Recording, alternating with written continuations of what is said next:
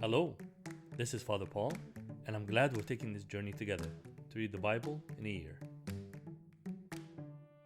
Today we'll be reading Genesis chapters 1 through 4. Alright, let's get started. Chapter 1. In the beginning, God created the heavens and the earth. The earth was without form and void, and darkness was on the face of the deep, and the Spirit of God was hovering over the face of the waters. Then God said, "Let there be light," and there was light. And God saw the light, that it was good. And God divided the light from the darkness. God called the light day, and the darkness he called night. So the evening and the morning were the first day. Then God said, "Let there be a firmament in the midst of the waters, and let it divide the waters from the waters." Thus God made the firmament, and divided the waters which were under the firmament from the waters which were above the firmament. And so it was. And God called the firmament heaven. So the evening and the morning were the second day. Then God said, "Let the waters under the heavens be gathered together into one place, and let the dry land appear." And it was so. And God called the dry land earth, and the gathering together of the waters he called seas. And God saw that it was good. Then God said, "Let the earth bring forth grass, the herb that yields seed, and the fruit tree that yields fruit according to its kind, whose seed is in itself on the earth." And it was so. And the earth brought forth grass, and the herb that yields seed according to its kind, and the tree that yields fruit, whose seed is in itself according to its kind.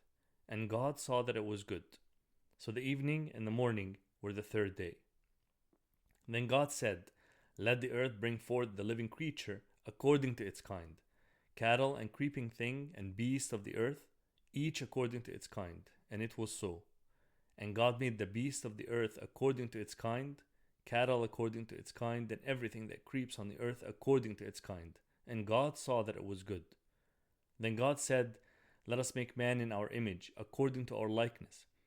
Let them have dominion over the fish of the sea, over the birds of the air, and over the cattle, over all the earth, and over every creeping thing that creeps on the earth." So God created man in his own image. In the image of God he created him. Male and female he created them. Then God blessed them, and God said to them, "Be fruitful and multiply. Fill the earth and subdue it. Have dominion over the fish of the sea, over the birds of the air, and over every living thing that moves on the earth." And God said, "See, I have given you every herb that yields seed which is on the face of the earth, and every tree whose fruit yields seed. To you it shall be food. Also to every beast of the earth, to every bird of the air, and to everything that creeps on the earth, in which there is life. I have given every green herb for food." And it was so. Then God saw everything that he had made, and indeed it was very good. So the evening and the morning were the sixth day. Chapter 2. Thus the heavens and the earth and all the host of them were finished. And on the seventh day God ended his work which he had done, and he rested on the seventh day from all his work which he had done. Then God blessed the seventh day and sanctified it, because in it he rested from all his work which God had created and made. This is the history of the heavens and the earth when they were created, in the day that the Lord God made the earth and the heavens, before any plant of the field was in the earth, and before any herb of the field had grown. For the Lord God had not caused it to rain on the earth, and there was no man to till the ground, but a mist went up from the earth and watered the whole face of the ground. And the Lord God formed man of the dust of the ground, and breathed into his nostrils the breath of life, and man became a living being. The Lord God planted a garden eastward in Eden, and there he put the man whom he had formed. And out of the ground the Lord God made every tree grow that is pleasant to the sight and good for food. The tree of life was also in the midst of the garden, and the tree of the knowledge of good and evil. Now a river went out of Eden to water the garden, and from there it parted and became 4 riverheads. The name of the first is Pishon. It is the one which skirts the whole land of Havilah, where there is gold, and the gold of that land is good. Bdellium and onyx stone are there. The name of the second river is Gihon. It is the one which goes around the whole land of Cush. The name of the third river is Hiddekel. It is the one which goes toward the east of Assyria. The fourth river is the Euphrates. Then the Lord God took the man and put him in the Garden of Eden to tend and keep it. And the Lord God commanded the man, saying, Of every tree of the garden you may freely eat, but of the tree of the knowledge of good and evil you shall not eat, for in the day that you eat of it you shall surely die. And the Lord God said, It is not good that man should be alone. I will make him a helper comparable to him.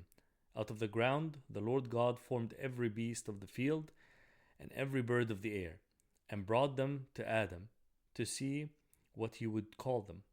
And whatever Adam called each living creature, that was its name. So Adam gave names to all cattle, to the birds of the air, and to every beast of the field. But for Adam there was not found a helper comparable to him. And the Lord God caused a deep sleep to fall on Adam, and he slept. And he took one of his ribs and closed up the flesh in its place. Then the rib which the Lord God had taken from man he made into a woman, and he brought her to the man. And Adam said, This is now bone of my bones, and flesh of my flesh. She shall be called woman, because she was taken out of man. Therefore a man shall leave his father and mother, and be joined to his wife, and they shall become one flesh. And they were both naked, the man and his wife, and were not ashamed. Chapter 3. Now the serpent was more cunning than any beast of the field which the Lord God had made. And he said to the woman, Has God indeed said, You shall not eat of every tree of the garden? And the woman said to the serpent, We may eat the fruit of the trees of the garden, but of the fruit of the tree which is in the midst of the garden, God has said, You shall not eat it, nor shall you touch it, lest you die. Then the serpent said to the woman, You will not surely die, for God knows that in the day you eat of it, your eyes will be opened, and you will be like God, knowing good and evil. So when the woman saw that the tree was good for food, that it was pleasant to the eyes, and a tree desirable to make one wise, she took of its fruit and ate. She also gave to her husband with her, and he ate. Then the eyes of both of them were opened, and they knew that they were naked. And they sewed fig leaves together and made themselves coverings. And they heard the sound of the Lord God walking in the garden in the cool of the day. And Adam and his wife hid themselves from the presence of the Lord God among the trees of the garden. And the Lord God called to Adam and said to him, Where are you? And so he said, I heard your voice in the garden, and I was afraid, because I was naked and I hid myself. And he said, Who told you that you were naked? Have you eaten from the fruit of which I commanded you that you should not eat? Then the man said, The woman whom you gave to me to be with me, she gave me of the tree, and I ate. And the Lord God said to the woman, What is this you have done? The woman said, The serpent deceived me, and I ate. So the Lord God said to the serpent, Because you have done this, you are cursed more than all the cattle, and more than every beast of the field. On your belly you shall go, and you shall eat dust all the days of your life. And I will put enmity between you and the woman, and between your seed and her seed.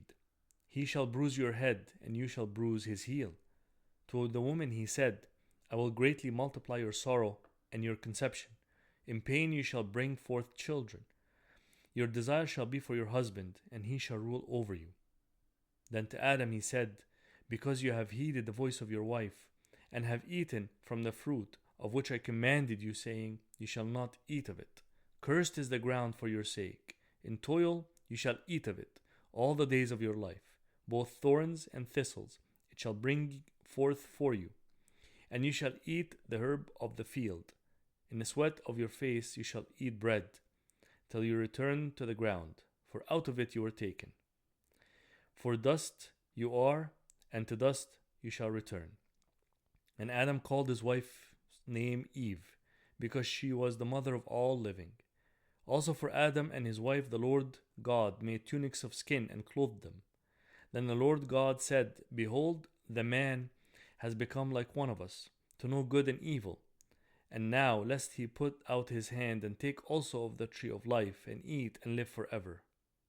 Therefore the Lord God sent him out of the garden of Eden, to till the ground from which he was taken. So he drove out the man, and he placed cherubim at the east of the garden of Eden, and a flaming sword, which turned every way to guard the way to the tree of life. Chapter 4. Now Adam knew Eve his wife, and she conceived and bore Cain, and said, I have acquired a man from the Lord. Then she bore again, this time his brother, Abel. Now Abel was a keeper of sheep, but Cain was a tiller of the ground. And in the process of time it came to pass that Cain brought an offering of the fruit of the ground to the Lord. Abel also brought of the firstborn of his flock and of their fat. And the Lord respected Abel and his offering, but he did not respect Cain and his offering. And Cain was very angry, and his countenance fell. So the Lord God said to Cain, Why are you angry, and why has your countenance fallen? If you do well, will you not be accepted? And if you do not do well, sin lies at the door, and its desire is for you, but you should rule over it. Now Cain talked with Abel his brother, and it came to pass, when they were in the field, that Cain rose up against Abel his brother, and killed him. Then the Lord said to Cain, Where is Abel your brother? He said, I do not know. Am I my brother's keeper? And he said, What have you done? The voice of your brother's blood cries out to me from the ground. So now you are cursed from the earth, which has opened its mouth to receive your brother's blood from your hand. When you till the ground, it shall no longer yield its strength to you. A fugitive and a vagabond you shall be on the earth. And Cain said to the Lord, My punishment is greater than I can bear. Surely you have driven me out this day from the face of the ground. I shall be hidden from your face. I shall be a fugitive and a vagabond on the earth, and it will happen that anyone who finds me will kill me. And the Lord said to him, Therefore, whoever kills Cain, vengeance shall be taken on him sevenfold. And the Lord set a mark on Cain, lest anyone finding him should kill him. Then Cain went out from the presence of the Lord and dwelt in the land of Nod on the east of Eden. And Cain knew his wife, and she conceived and bore Enoch. And he built a city, and called the name of the city after the name of his son Enoch. To Enoch was born Irad, Irad Mehujael, and Mehujael begot Methushael, and Methushael begot Lamech.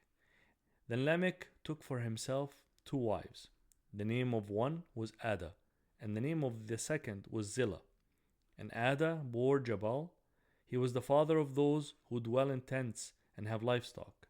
His brother's name was Jubal. He was the father of all those who play the harp and flute. And as for Zillah, she also bore Tubal-Cain, an instructor of every craftsman in bronze and iron. And the sister of Tubal-Cain was Naamah. Then Lamech said to his wives, Ada and Zillah, hear my voice. Wives of Lamech, listen to my speech. For I have killed a man for wounding me, even a young man for hurting me. If Cain shall be avenged sevenfold, then Lamech 77-fold. And Adam knew his wife again, and she bore a son and named him Seth. For God has appointed another seed for me instead of Abel, whom Cain killed. And as for Seth, to him also a son was born, and he named him Enosh. Then men began to call on the name of the Lord.